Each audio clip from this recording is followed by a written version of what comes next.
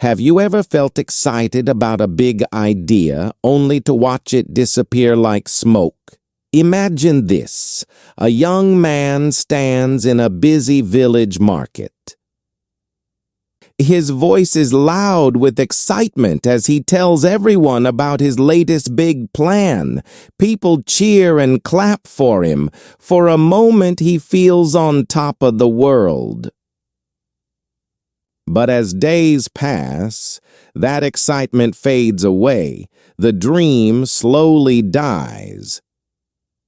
What if sharing your dreams is actually what kills them? This is the story of Marcus, a dreamer whose words became his biggest problem, and how a wise old man's simple lesson changed his life forever. In the small village of Eldoria, surrounded by green hills and a winding river, lived a young man named Marcus. He was 25 years old and full of energy. His eyes always sparkled with hope for the future. Marcus worked in his uncle's bakery. From morning till evening, he kneaded dough and helped customers. But his mind was always somewhere else, dreaming of bigger things beyond the flour-covered counters. Marcus dreamed big, bigger than the hills around his village. One autumn morning, with golden leaves falling from trees, he ran into the market with an announcement. "Friends and neighbors!" he shouted. His voice echoed off the stone walls. "I'm going to open the grandest shop in all of Eldoria. It will sell spices from faraway lands, fabrics as soft as clouds, and tools made by the best craftsmen. I promise you, it will change our village forever." The villagers stopped what they were doing and turned to look at him. They smiled widely. Old Mrs. Harrow clapped her wrinkled hands together. "Oh, Marcus, what a wonderful idea. You'll make us all so proud." Farmer Jed nodded hard. "Yes, boy. We'll all shop there. Tell us more about it." Marcus felt amazing, his chest filled with pride.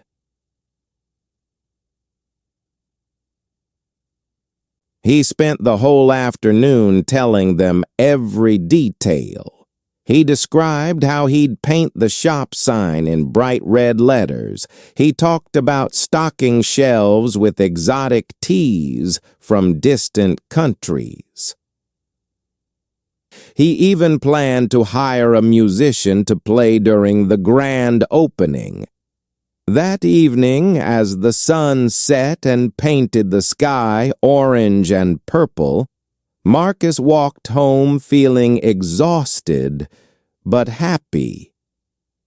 He dreamed of busy store aisles and the sound of coins filling his pockets. But the next morning, when the rooster woke him up, something felt different. A strange tiredness came over him. Thinking about finding a location, talking to suppliers, or saving money from his small wages suddenly felt overwhelming and too hard. "I'll do it tomorrow," he whispered to himself, rolling over in his bed.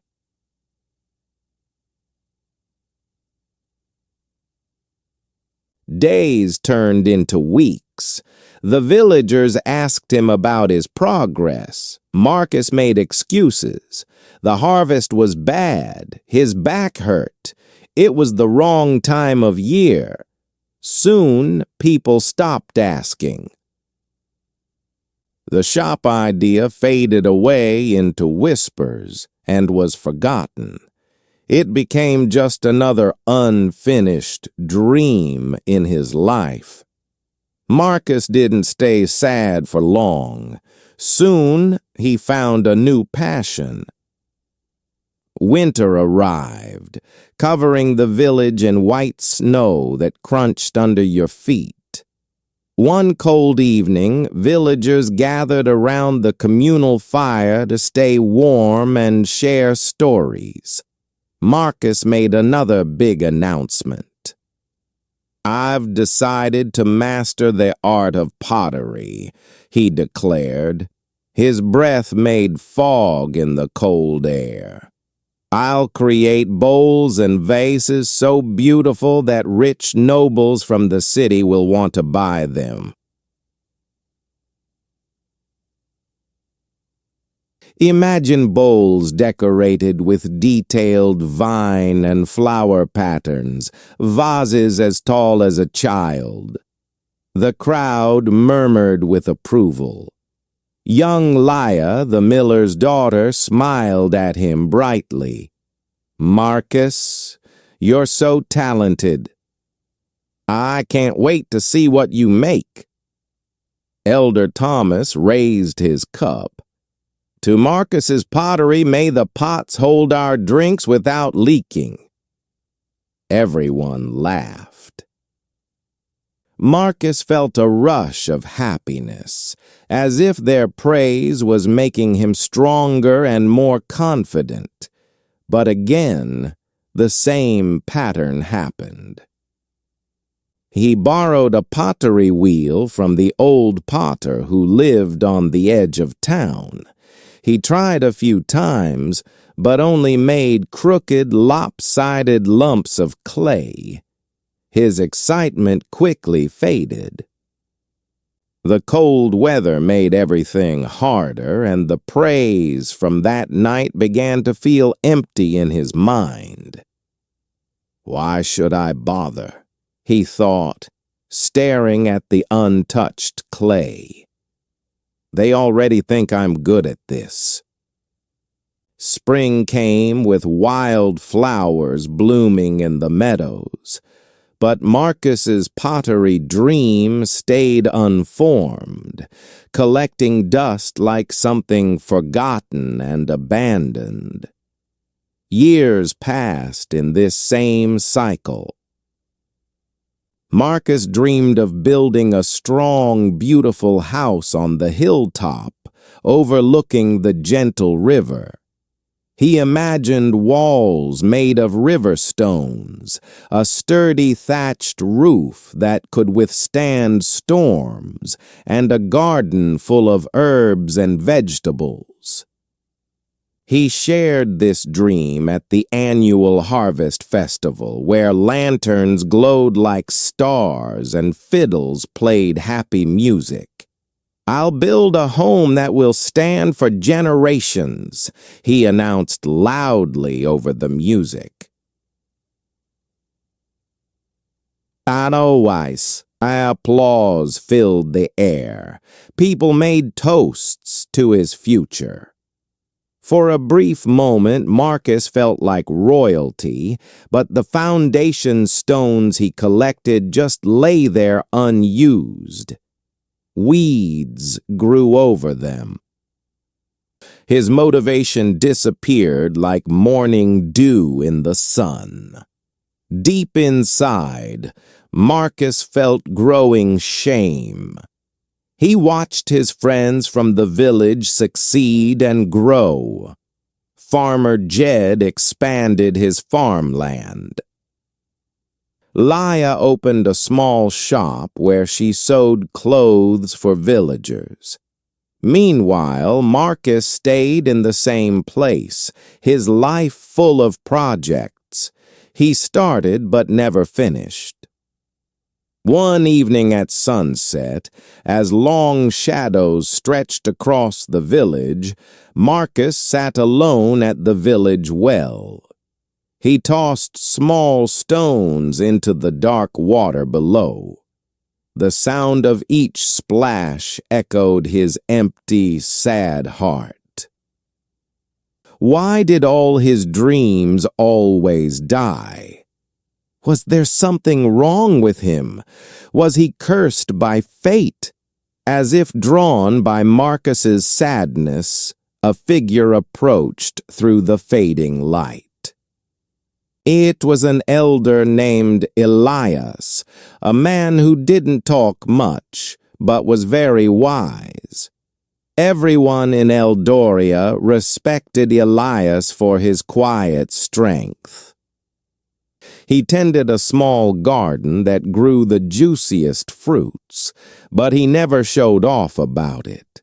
His face looked weathered and old, like tree bark. His eyes were deep and understanding. He sat down beside Simon without asking permission. His presence felt comforting, like a warm blanket on a cold night.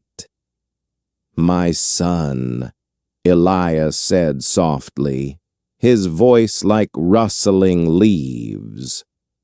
"Why does sadness fill your eyes on such a peaceful evening?" Marcus poured out all his troubles, his voice cracked with emotion. "I have dreams, Elder, big, grand dreams. But I announce them to everyone, and they applaud and cheer for me, yet I never actually finish anything. What's wrong with me? Why can't I do what I say?" Elias listened patiently, letting Marcus finish completely. Then he replied, "Come to my garden at sunrise tomorrow. I have something important to show you." The next morning, mist covered the ground. As Marcus arrived at Elias's garden, it was a peaceful place enclosed by a low fence covered in ivy. Birds sang their morning songs from budding tree branches. Elias held 2 identical seeds in his old wrinkled palm. "Take one," he instructed. Marcus took a seed and planted it in the soft earth. He covered it gently with soil, patting it down carefully. Then Elias lifted the second seed high in the air. "Children, come see!" he called to a group of kids playing nearby. They came running, gathering around with wide, curious eyes. "Look at this seed," Elias announced. "It will grow into a mighty tree, bearing fruits for everyone to enjoy." The children cheered and clapped enthusiastically, jumping with excitement.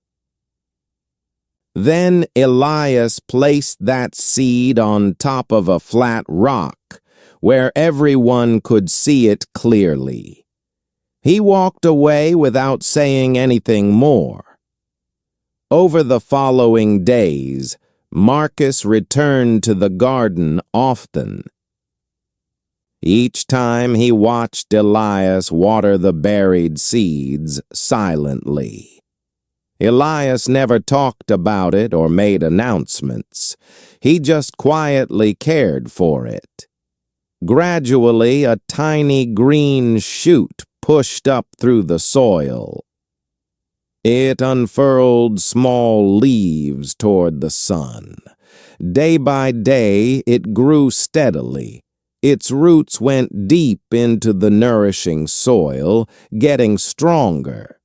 Meanwhile, the seed left exposed on the rock withered under the hot sun. Birds flew down and pecked at it. Wind scattered its tiny fragments. Eventually, it vanished completely. Weeks later, the buried seed had become a strong, healthy sapling with many leaves. Elias stood with Marcus, looking at both spots. "See, my son," he said wisely. A seed grows best in silence and darkness, hidden in the earth, protected and undisturbed. It gathers strength. But when you expose it and announce its potential to everyone, it dies. The sun dries it out. Birds and wind steal pieces of it. Harsh elements destroy it before it can grow. Marcus's eyes widened as understanding hit him. Elias continued with his lesson. Your dreams are exactly like this seed. When you share them too early, before they're ready, the praise you receive satisfies your soul. It makes you feel as if the work is already done. Your mind tricks you into feeling accomplished, even though you haven't actually done anything yet. This feeling steals away your drive to act. Your words waste the energy that should go into actual deeds. He placed his hand on Marcus's shoulder. Protect your dreams and goals. Let them take root in quiet effort and hard work. Only when they're strong and real should they face the light of public attention. The lesson hit Marcus like an arrow piercing his heart. That night, lying under a sky full of twinkling stars, he made a serious promise to himself. No more big announcements, no more telling everyone his plans. He chose a simple, modest goal: craft a wooden chair. He told absolutely no one about it. In a hidden corner of his yard, shaded by an old elm tree, he gathered scraps of oak wood from the forest. The wood was rough and splintered, but full of potential. Each evening, after finishing his bakery duties, Marcus worked by lantern light. The rhythmic sound of his saw cutting would become his companion. The whisper of sandpaper smoothing rough surfaces kept him company in the quiet nights. Mistakes were everywhere at first. Legs wobbled when he stood the chair up. Joints cracked under pressure. Frustration built up inside him many times, but with no one watching, with no expectations from others weighing on him, he kept going. He learned from every error. He adjusted angles. He reinforced weak spots with wooden pegs. Slowly, his skills improved. Weeks turned into months. Calluses formed on his hands, hard evidence of his silent, steady work. One rainy afternoon, with thunder rumbling overhead, Marcus fitted the final piece into place. He sat down on the chair carefully. It was solid. It didn't wobble or crack. It held him perfectly. A wave of true deep pride washed over him. It was different from applause. This pride was real, earned through sweat and persistence, not through words and promises. Soon after, a neighbor spotted the chair drying in the sunshine. Marcus, this is beautiful. When did you make this? I didn't even know you were working on it. Marcus smiled modestly. I made it in my spare time. I wanted to complete it first before showing anyone. Word spread naturally through the village. People admired his work. But Marcus was already focused on his next project, a matching table. Again, he worked in complete silence. He sketched designs by firelight at night. He selected sturdy pine wood. He shaped it carefully and methodically. Piece by piece, new challenges came up. Wood warped in the humidity. Tools became dull and needed sharpening. Yet nothing stopped him now. He kept improving his skills. He borrowed books about carpentry and read them by moonlight, teaching himself new techniques. Years flowed past like the gentle river beside the village. Marcus built many things. A shelf for books, stools for tired feet, tables for families to gather around. Each piece was more refined and beautiful than the last. His reputation as a skilled craftsman grew naturally, without any fanfare or self-promotion. Villagers didn't seek his promises anymore. They sought his actual work, his real creations that they could see and touch. He married Laia, who admired his quiet determination and steady character. Together they raised a family in a home that Marcus built himself, stone by stone, beam by beam. He worked on it in secret, never announcing his progress. Only when it was completely finished did he reveal it to everyone. In the end, Marcus's life became proof of a powerful truth. Dreams are as fragile as seeds. They grow best when shielded from too much early exposure and attention. By keeping your goals quiet and private, you preserve the fire burning inside you. You channel your energy into actual action instead of seeking praise and recognition. The world doesn't need your announcements and promises. It needs your real achievements and completed work. Remember Marcus's transformation. Remember the lesson of the two seeds. One announced to the world, praised and celebrated, yet it died before it could grow. The other, hidden in darkness, protected from attention, grew strong and became a mighty tree. Your dreams deserve the same protection. Guard them carefully. Work on them in silence. Let your hands do the talking, not your mouth. Build in private what others can admire in public. Work quietly. Let your success make the noise. If the story speaks to your heart, start your own project in silence today. Don't tell anyone about it. Just begin. Protect it like a seed buried in rich soil. Water it with your effort. Give it the darkness and silence it needs to take root.